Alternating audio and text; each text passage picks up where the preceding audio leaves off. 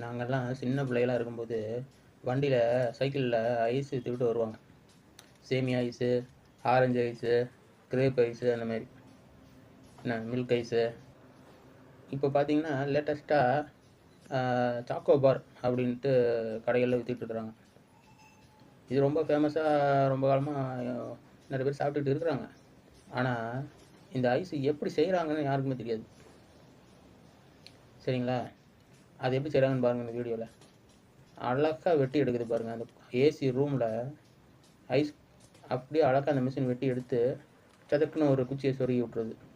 அதுக்கப்புறம் அதை ஒரு மிஷின் என்ன பண்ணுது, வரிசையாக போயிட்டுருக்கிறத ஒன்று ஒன்றா எடுத்து அந்த சாக்கோ லிக்யூடுக்குள்ளே முக்கி எடுத்து அதுக்கு மேலே டிசைன் மாதிரி அப்படியே தூவி விட்டு என்ன தூவணுமோ அதெல்லாம் தூவி பேக்கிங் செக்ஷனுக்கு எவ்வளோ அருமையாக அனுப்புது பாருங்களேன்.